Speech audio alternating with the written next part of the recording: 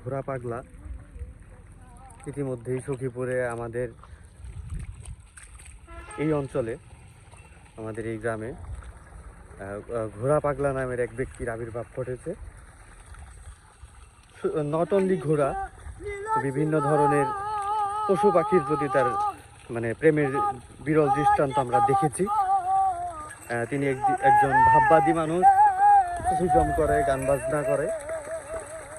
এই ঘোড়াই হচ্ছে তার জীবন এবং জীবিকা। এই যে মই দিচ্ছে এক কৃষকের, এইভাবেই চলে।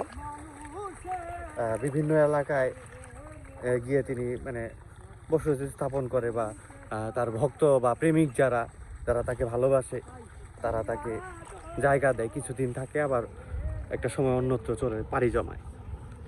নিজেই রান্নাবান্না করে, সুফিজম করে, রান্নাবান্না করে, তার ভক্তবালক আছে এবং তার সাথে সঙ্গ করার জন্য অনেক মানুষ আসে। এবং সর্বশেষ বর্তমানে তিনি সখীপুরের বীর মুক্তিযোদ্ধা আবদুল্লাহ মিয়ার বাড়িতে, গ্রামের বাড়িতে তিনি আশ্রয় গ্রহণ করেছেন।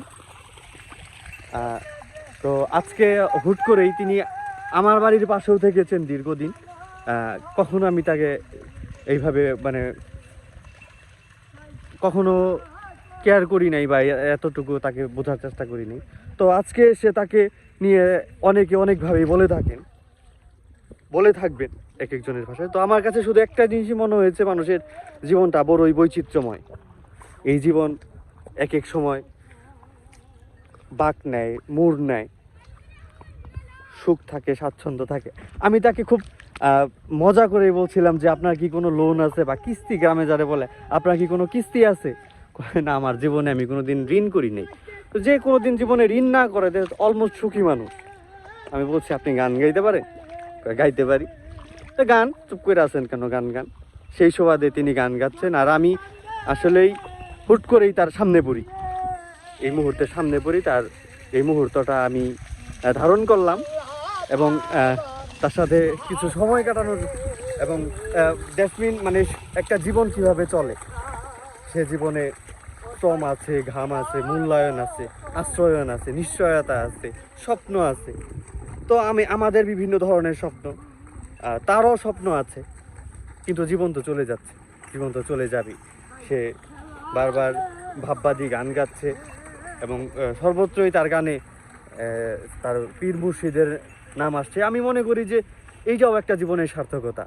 তিনি যার নাম নিচ্ছেন, একটা মানুষের জন্য তিনি গানের মধ্যে সেই নাম নিয়ে তিনি মানে চোখের পানি ফেলছেন, কাজ করছেন, সেই নামেরও সার্থকতা। এইভাবেই মানুষের জীবনের সার্থকতা বারবার খুঁজে পাই। আমি কখনো এইভাবে কথা বলি না কোনো ম্যাটার নিয়ে, কিন্তু জাস্ট এই ক্যারেক্টারটা আমার কাছে ভালো লাগলো। আর আমিও এই যে পাগলামি, একবার এই আমিও গ্রামেই তো আমি বড় হয়েছি, এই মাটির কাছাকাছি, মাটিতে আজকে মনে হয় অনেক দিন পর মাটিতে নামতাম, কিন্তু এইটাই আমাদের শেকড়। এই পাহাড়িয়া জনপদে চাষবাস, কৃষি, এটাই আমাদের পেশা, আমার বাপদাদার পেশা, আমারও পেশা।